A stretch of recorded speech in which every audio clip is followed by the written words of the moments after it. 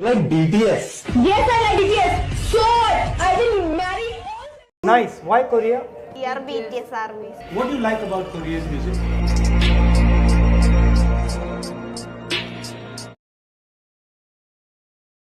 Hello दोस्तों, welcome to Trident, जहां हम हर इशू को तीनों तरफ से देखते हैं, पास्ट, प्रेजेंट और फ्यूचर। आज हम एक ऐसे टॉपिक के बारे में डिस्कस करने वाले हैं जो हर टीन के लाइफ में छाया हुआ है, कोरियन और जापानीज़ कल्चर का क्रेज़।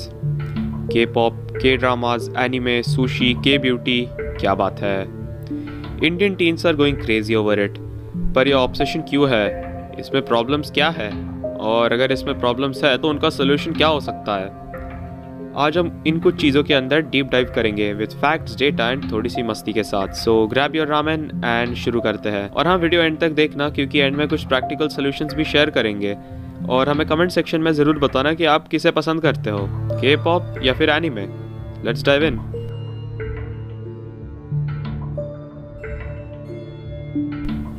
तो सबसे पहले, व्हाई द ऑब्सेशन।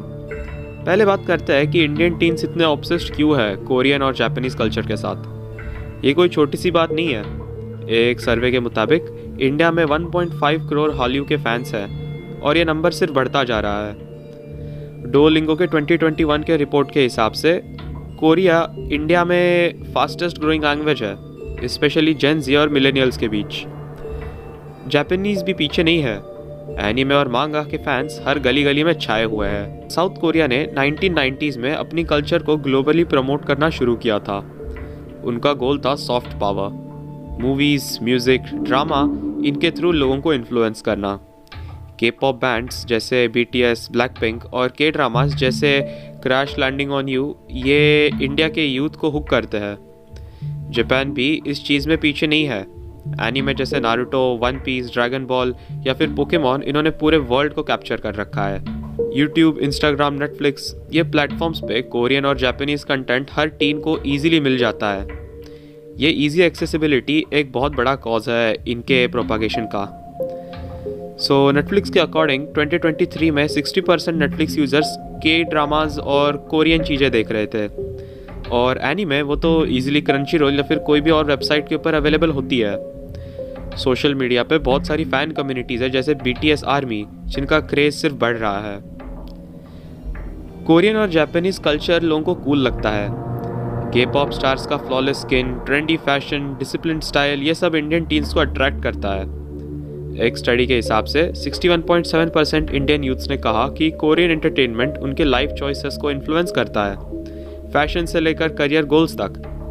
और इंडियन कल्चर से हटके टीन्स को कुछ नया फील देता है। के ड्रामा और एनीमे ऐसी स्टोरी दिखाती है जो दिल को छू जाती है। के ड्रामास में होलसम रोमांस, फैमिली वैल्यूज़ या फिर इमोशनल डेप्थ होता है जो इंडियन ऑडियंस को बहुत अच्छा लगता है, उनके दिल से कनेक्ट करता है। एनीमे में अंडरडॉग स्टोरीज होती है जैसे नारुतो का स्ट्रगल या फिर लूफी का एम्बिशियस नेचर, जो लोगों को इंस्पायर करता है। पर ये सब चीज़ें सुनने में काफ़ी बढ़िया लगती है। सो प्रॉब्लम क्या है, इसी के बारे में बात करते हैं अगले सेक्शन में। यार, हर चीज़ का एक डाउन साइड होता है और के पॉप और एनीमे का क्रेज भी एक एक्सेप्शन नहीं है। So let's talk about the problems, और ये काफ़ी सीरियस है। सबसे पहले, कल्चरल डिस्कनेक्ट। बहुत सारे टीन्स इंडियन कल्चर को बोरिंग या फिर बैकवर्ड समझने लगते हैं। एक रेडिट थ्रेड पे लिखा था कि इंडियन टीन्स अपने कल्चर को भूल चुके हैं। क्लासिकल डांसेस, म्यूजिक्स और लैंग्वेजेस, ये सब छोड़ दी है। ये काफ़ी डेंजरस है क्योंकि अपने रूट से डिस्कनेक्ट होना एक आइडेंटिटी क्राइसिस ला सकता है।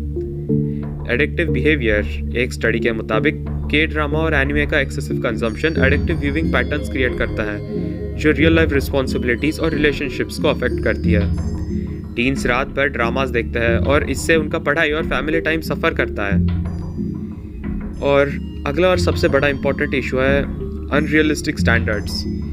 के ब्यूटी और के पॉप स्टार्स परफेक्ट दिखते हैं जो टीन्स को इन्फ्लुएंस करते हैं और प्रेशराइज करते हैं to look perfect. Indian skin care communities में कोरियन प्रोडक्ट्स का क्रेज़ बहुत बढ़ चुका है, पर ये प्रोडक्ट्स बहुत कॉस्टली होते हैं और अनरियलिस्टिक ब्यूटी स्टैंडर्ड सेट करते हैं। एक रेड यूज़र ने कहा था कि कोरियन स्किन केयर एक स्कैम है, पर टीन्स इस पर पैसा बहुत वेस्ट करते हैं।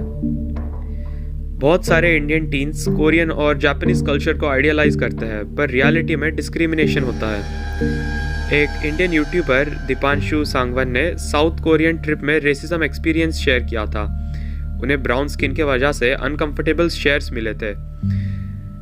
इज नॉट जस्ट कि के ड्रामा और ये BTS, यहाँ के ब्यूटी स्टैंडर्ड और यहाँ के जो अलग अलग स्टैंडर्ड बना रखे हैं ना लोगों ने, वो आपको भी अंदर से नहीं इतना हार्म कर देंगे कई बार। तो इस चीज़ का ज़रूर ध्यान रखना जब भी आप कोरिया के अंदर ट्रैवल करते हैं। जापानीज में भी सिमिलर स्टोरीज है। ये ऑब्सेशन टीन्स को हार्ट ब्रेक करा देती है जब उन्हें रियलिटी पता चलती है। इंडियन टीन्स कभी कभी कोरियन या फिर जापानीज कल्चर को ब्लाइंडली कॉपी करते हैं, जैसे हैम्बॉक पहनना या फिर एनिमे स्टाइल कॉस्प्ले करना without understanding the cultural significance. ये एक डिसरिस्पेक्ट बन सकता है और ऑनलाइन ट्रोलिंग का रीज़न बन सकता है, जो देश की इज्जत को खतरे में डालता है। ये सब सुन के दिल थोड़ा सा हेवी हो गया होगा, पर टेंशन मत लो क्योंकि हर प्रॉब्लम का सोल्यूशन होता है। तो चलो अब देखते हैं कि एक बैलेंस कैसे मेंटेन किया जा सकता है। अब हम ये देखते हैं कि क्या हम अपनी इंडियन आइडेंटिटी के साथ प्राउड फील कर सकते हैं और ऑब्सेशन को कंट्रोल कैसे कर सकते हैं। सबसे पहले री एम्ब्रेस द इंडियन कल्चर को रिडिस्कवर करो। Classical dances, Bollywood, regional festivals, ये सब उतने ही कूल होते हैं। एक सर्वे के अकॉर्डिंग 70% इंडियन यूथ जो कल्चर में इन्वॉल्व होती है उनमें कॉन्फिडेंस और मेंटल हेल्थ बेटर होता है। कभी अपने दादी के साथ गरबा खेलो या फिर पुराने रेडियो पे म्यूज़िक सुनो। Set boundaries on your screen time. एक दिन में 2 घंटे से ज़्यादा के ड्रामा या एनीमे मत देखो या खुद की लिमिट सेट करो। ऐप्स जैसे फॉरेस्ट या फिर डिजिटल वेलबींग यूज़ करो जो आपका फोकस बढ़ा सकते हैं। स्टडीज शो कि एक बैलेंस स्क्रीन टाइम से आपकी मेंटल हेल्थ भी इंप्रूव होती है। Educate yourself regarding Korean and Japanese culture. In cultures को डीपली समझो और सिर्फ ब्लाइंडली फॉलो मत करो। उनकी हिस्ट्री, स्ट्रगल्स और वैल्यूज़ के बारे में पढ़ो। उनके ड्रेस कोड का इम्पोर्टेंस, सिग्निफिकेंस और लैंग्वेजेस, इन चीज़ों को एकदम दिल से समझो। क्रिटिकल थिंकिंग, जो भी कंज्यूम करते हो उसे क्वेश्चन करो। K-pop स्टार्स परफेक्ट लुक करते हैं, बट क्या वो सही में परफेक्ट होते हैं? उसके पीछे बहुत सारा मेकअप, फिल्टर्स और सर्जरीज होती है। अपनी यूनिकनेस को सेलिब्रेट करो। कम्युनिटीज़ को बॉन्ड करो। K-pop या एनिमे फैन क्लब ज्वाइन करो, पर इंडियन कल्चर से दूर ना हो। उन्हें साथ में फ्यूजन इवेंट्स ऑर्गेनाइज करो, जैसे कि कभी K-pop डांस या फिर भांगड़ा का फ्यूजन इवेंट बना दो। इससे कल्चर्स मर्ज होते हैं और कोई कल्चर निगलेक्ट नहीं होता है। तो ये सब करना एक काफ़ी अच्छा सोल्यूशन हो सकता है जो क्रेज़ के बीच में और प्राइड के बीच में एक अच्छा बैलेंस स्ट्राइक करे, अपने आइडेंटिटी के बारे में प्राउड फील कर सके। और हाँ, पेरेंट्स को भी इन्वॉल्व करो, उन्हें स्क्विड गेम दिखाओ, शायद वो भी नए फैंस बन जाए। दोस्तों, कोरियन और जापानीज कल्चर का क्रेज़ बुरा नहीं है। It is a beautiful way to explore the world. बहुत अच्छी चीज़ होती है नई कल्चर्स एक्सपीरियंस करना या फिर नए एक्सपीरियंसेस लेना लाइफ में, पर अपने रूट्स को मत भूलो। हम इंडियंस हैं, हमारी कल्चर में भी स्वैग है और डेप्थ है और दिल है। एक बैलेंस मेंटेन करो। निगलेक्शन बिल्कुल सही बात नहीं होती है। Let's balance the world with some desi pride guys. तो ये था आज का हमारा ट्रेडेंट का एपिसोड, और अब मिलते हैं किसी और एपिसोड किसी और दिन। तब तक के लिए सायोनारा।